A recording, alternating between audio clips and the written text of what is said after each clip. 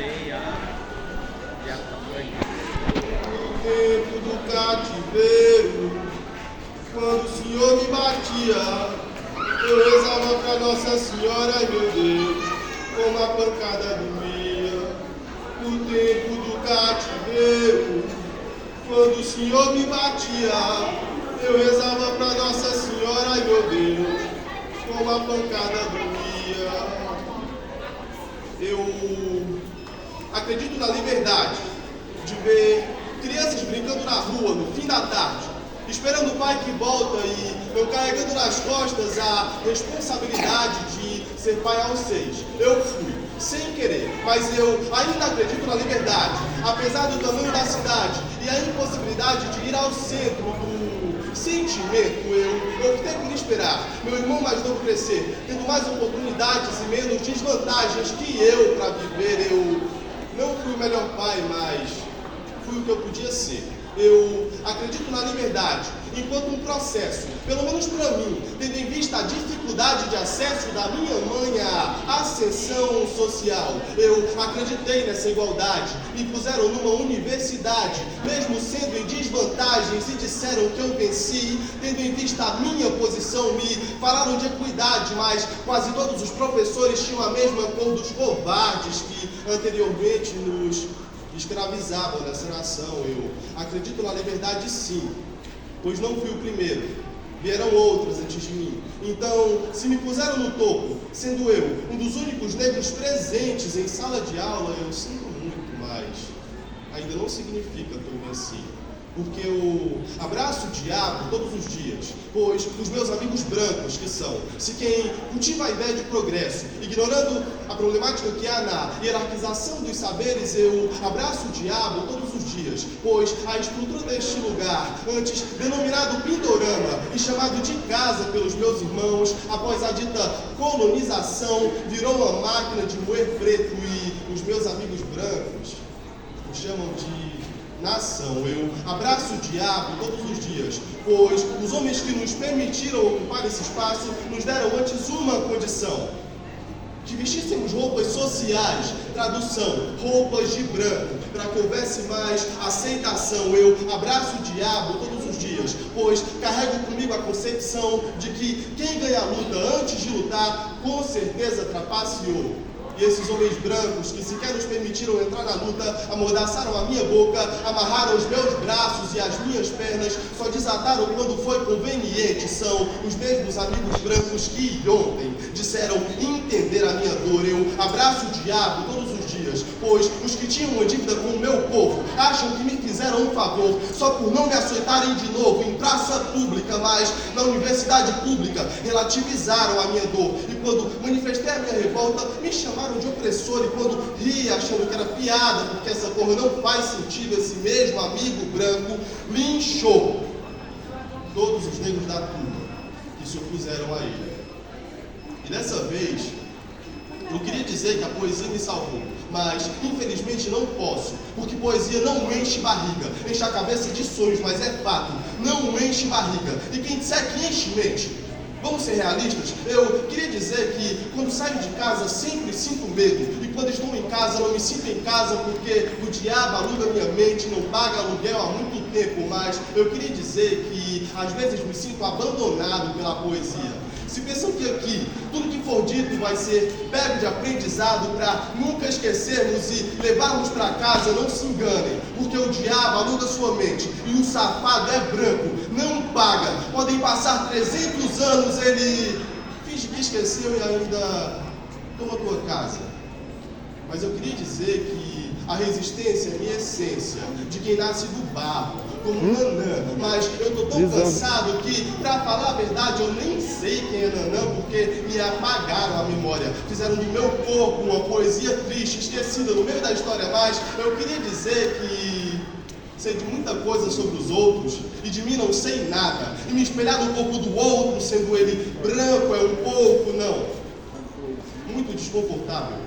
Uma vida desconfortável, um corpo desconfortável. Se poesia enchesse barriga de fato, é certo, eu já estava salvo, mas passei despercebido a vida inteira. E hoje eles me percebem como alvo. Mas eu queria dizer que quando negros se reúnem no quilombo, novo, tendo poesia ou não, há mais possibilidade de ser salvo. Quando negros repassam a ciência antiga, há mais possibilidade de sermos salvos. Se não me apresentaram um sentimento, não há como entender poesia. Então, eu queria dizer que quem militou em prol da minha ascensão, morreu pela causa, não foi salvo pela poesia. Desculpa te decepcionar dessa forma que pode soar um tanto fria, mas do caminho de África para cá, negros naufragaram aos montes e eles tinham uma filosofia de valorizar o sentimento dos seres vivos. Então, eu posso estar errado, mas quando não valorizaram o meu sentimento, eu escrevi essa poesia.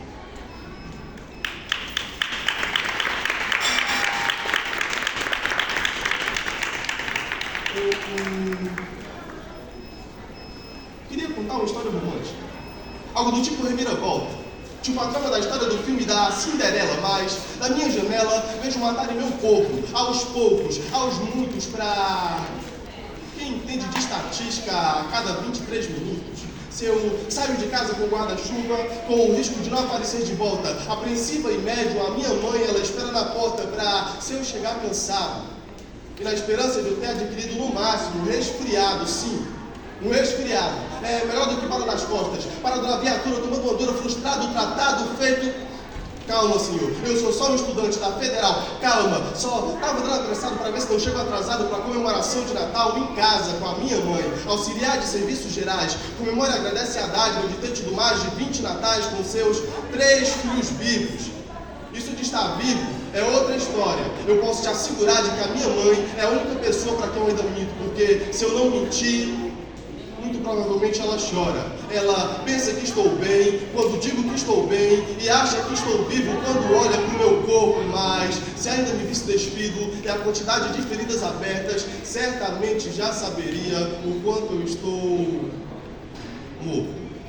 Mas imagina aí, se eu começar a só falar a verdade, chego em casa e falo: mãe, hoje eu fui açoitado, correndo o risco de desbloquear alguns dos seus traumas do passado. Mulher pobre, preta e desacreditada, ela sabe. Desconfiada, ela sabe. Revoltada, ela já foi. Cansada, ela é. Desde que se entende por gente, tem plantado bons frutos no solo não fértil para gerar 3 filhos conscientes, independentes, valentes, fortes iguais a ela, cansados iguais a ela, revoltados, e eu tenho tentado quebrar esse ciclo há 3 gerações. Minha avó me falou desse afeto em histórias, memórias, canções. Eu disse: vó, eu te amo. Depois de muito tempo ela entendeu. Eu disse: vó, eu te amo. Ela respondeu como quem não soubesse muito sobre o que é o amor.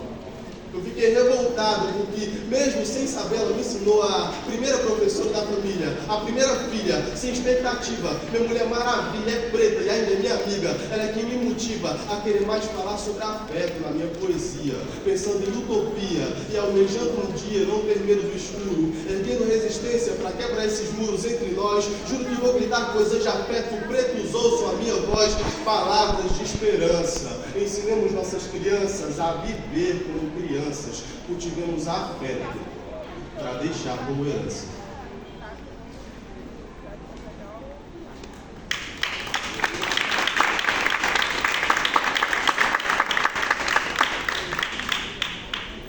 A carne mais barata do mercado é a carne negra. A carne mais barata do mercado é a carne negra, que vai de graça pro presídio e parar debaixo do plástico, que vai de graça pro subemprego e dos hospitais psiquiátricos. A carne mais barata do mercado é a carne negra. A carne mais barata do mercado. Eu queria pedir mais 3 minutos da atenção de vocês para recitar uma poesia que eu fiz com a minha mãe, Dona Maria. Já vai.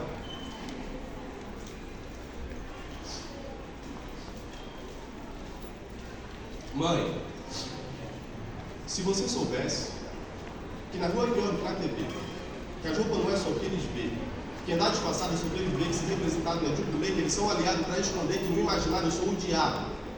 Se me ver na calçada, eles mudam de lado. Que eles pagam cachê para não ser mal falado, mas esconder essa ruma de preto folgado, ocupando todos os espaços. Mãe, se você soubesse dobraria suas preces, me diria: não esquece, filho, de não levar o guarda-chuva. É importante. Não esquece de lembrar que não é sua culpa. E que, como disseram da gente antes, eles que são um bando de ignorantes que mal sabem o que é cultura, filho, quando sair de casa, não esquece de colocar bem colocada a tua armadura, porque eles vão atirar. E dessa vez é para te matar de novo, filho. Eles estão esperando o tropeço. Então não esquece do preço da tua vida, da tua carne, que é a mais barata, como disse a Elza, a mais procurada. Não esquece que eles fingem muito bem a tua poesia, mas que na verdade estão pouco se importando para se tu chega bem ou não em casa. Não esquece que para eles as 8 horas é pouco, que tu sempre chega mais cedo que os outros e por precisar dos 60 reais vai embora mais tarde. Meu filho, eu queria que contigo fosse diferente e que dessa vez eles humanizassem a gente, para que se tu quisesse ser pai um dia, que tu pudesse ser talvez mais presente e que fosse tão bom, mas tão bom quanto a tua mãe, mas que você não precisasse, filho, se sentir tão cansado quanto a tua velha se sente. Obrigado, mãe. Esse poema é para você, Dona Maria Noêmia da Silva, que teve de se virar em 3 para sustentar sua família, que teve de se virar aos 10 e amadurecer aos 10 sendo a primeira filha, a sair de casa para estudar e para trabalhar em casa de família. Meu filho, se você soubesse o sufoco e a cabeça cheia, você saberia que é por isso que dos 3 irmãos, você e o seu irmão mais novo são os únicos que ainda têm coragem para fazer poesia. Obrigado.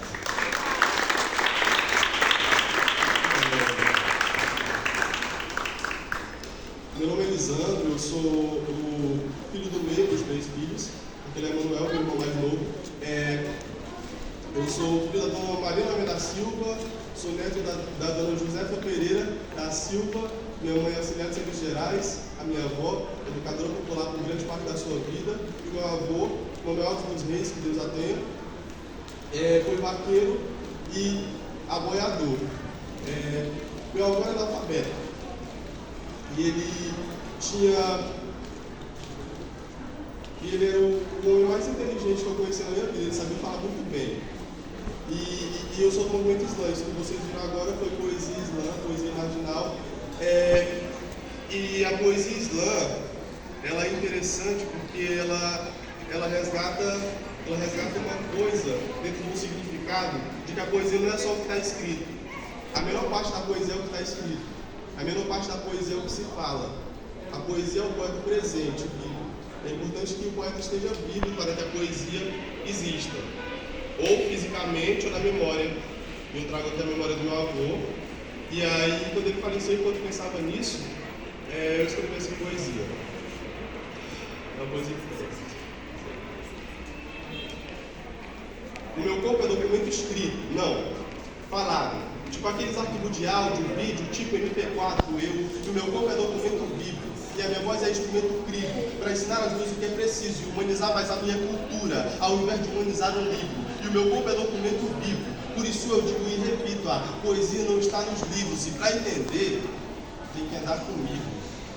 O meu corpo é documento vivo, o meu corpo é instrumento vivo, por isso eu digo e repito, a poesia não está nos livros, e para saber, tem que me manter vivo, mano.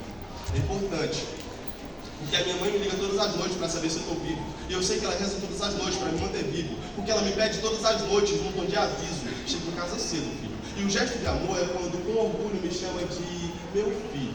Tenho pensado numa saída para esse labirinto, e os homens que nos jogaram aqui e nos julgaram aqui nem sequer perguntaram antes sobre o que eu sinto, porque não é importante saber o que eu sinto, só para minha mãe e os meus irmãos e os meus amigos, não os que se dizem, mas os que ontem seguraram a minha mão, antes que eu caísse, a minha última queda, caminharam comigo. A minha avó foi educadora popular, a minha mãe é auxiliar de serviços gerais, a minha irmã é estudante de psicologia, o meu avô, vaqueiro. Foram pessoas que me inspiraram em toda a minha vida acadêmica, no ensino fundamental, no ensino médio e no ensino superior. Mas quando eu cheguei no ensino superior, aliás, a partir do ensino fundamental, no ensino médio e no superior, eu nunca vi intelectuais parecidos com eles. Nunca me apresentaram intelectuais parecidos com ele. Eu conheci a poesia muito cedo, mas não foi a poesia de quem era parecido comigo. E aí, aos 15 anos, eu me mudei para Teresina para estudar. E aí, quando eu cheguei aqui, eu conheci parte do movimento negro, conheci algumas pessoas, alguns coletivos, pessoas parecidas comigo. conheci um movimento de hip hop que era muito parecido comigo. E aí eu conheci um lugar lá na Avenida Miguel Rosa, um memorial que carregava o nome de uma mulher que foi a primeira advogada do Brasil. Eu achei curioso, achei curioso uma mulher ter sido a primeira advogada do Brasil. Depois descobri que Esperança Garcia era uma mulher negra escravizada. E aí quando eu fui ler a carta dela, eu vi que aquilo se parecia muito com o que eu escrevia. E aí eu pensei, nossa, se tivesse me apresentado isso mais cedo, talvez tivesse sido um pouco diferente, talvez tivesse sido muito diferente. Aí eu escrevi um poema com o nome dela, eu queria mostrar para vocês.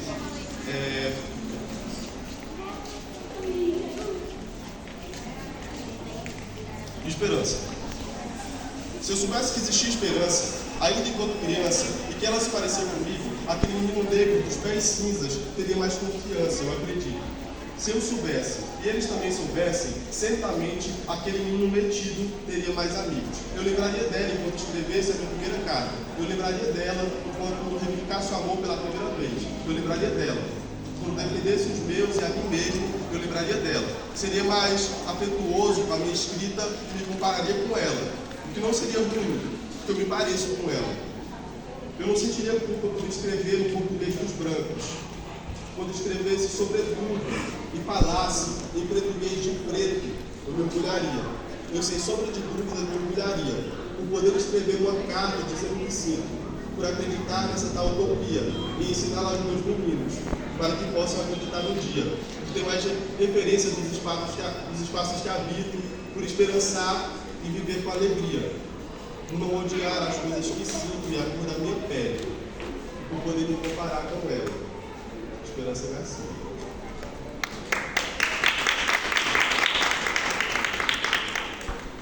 No meio de branco ela é negra, no meio de negro é rainha.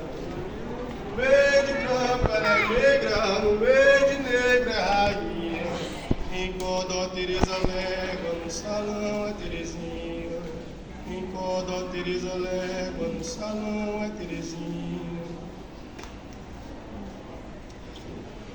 Ouçam, irmãs, nasceu mais uma rosa no asfalto. O seu nome não sabemos, da sua origem pouco conhecemos. É daquelas que só nascem entre becos, calçadas e vielas, rosa preta, nem alva nem amarela, rosa alvo. Para nascer e sobreviver no asfalto tem que ser no mínimo ágil. Sua expectativa de vida entre 25 anos e 23 minutos vai depender da sua sorte ou do seu teor de melanina. Sim, irmãs, 388 anos se passaram e nenhum problema resolvido, sequer colocado, o mesmo cansaço para quem sonha acordado e as mesmas demandas para quem sonha acordado.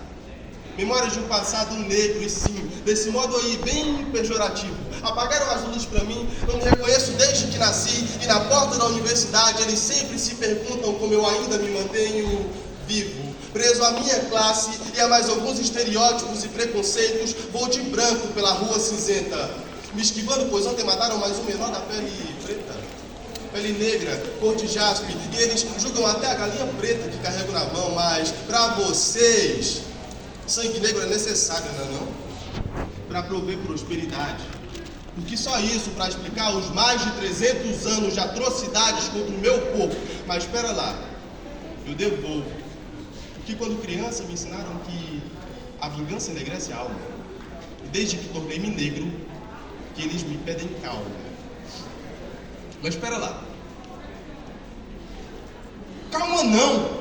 Esse ódio provém da sua violação contra o meu corpo, fricção interétnica, assassinaram a minha cultura e o meu povo. E já pensou se eu morresse antes de ensinar ao meu irmão mais novo que eu nunca aprendi, mas como Sankofa voltei atrás para recuperar as memórias que eles deixaram cair, tentaram me derrubar e me exterminar em praça pública, mas por Dandara, Janaína, Marielle, Esperança e Sueli, eu resisti.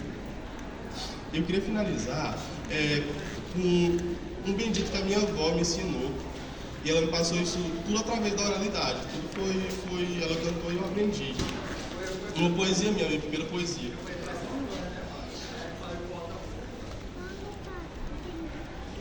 Se reúne todos nos pés do altar, que é pra guardar Jesus, que é filho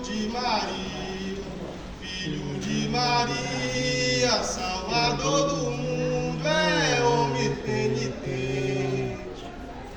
Nasceu um menino em Belém, como este menino no mundo não tem. Ele é tão formoso, ele é tão galante, ele é como o sol que já nasceu brilhante. Ele é como o sol que já nasceu brilhante. Minha mãe me contou que Cristo acordava às 6 horas da manhã, tinha pele cor de bronze e o cabelo era de lã. Me contaram também que ele era muito abordado para tocar em seu cabelo e o chamarem de viado. Preto sujo, analfabeto, maltrapilho, vagabundo, desgraçado, ela me disse filho. Esse aí morreu cedo e ainda crucificado, vê só. É melhor tomar cuidado. Já minha avó me ensinou a andar como Jesus. Me contaram desde cedo que a minha pele é minha cruz, um fardo para carregar. Para viver tem que aprender que mesmo até sem querer ser, muitos vão te julgar e, para evitar conflito, deverás se disfarçar, se esquivar, negro. E como se não fosse o bastante, ainda assim, eles não irão te aceitar. Mas minha irmã me ensinou a viver pela manhã, a lutar pelo meu povo com a destreza de Odé, a justiça de Xangô, a persistência de Ogum e a braveza de Yansan. Me ensinou que para ser livre eu devo ser consciente e repassar aos meus irmãos uma ideia diferente do que foi dito e ensinado na escola. E aí, o que há no seu livro de história? A ideia de que o preto é descendente de escravos? Não.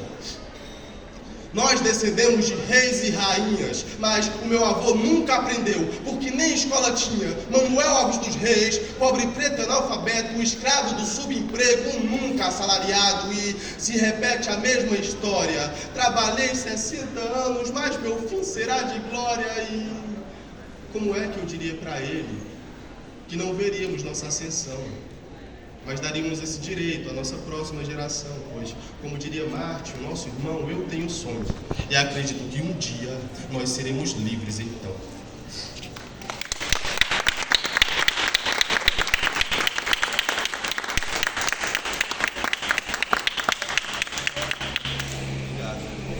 Obrigado, gente, pela atenção.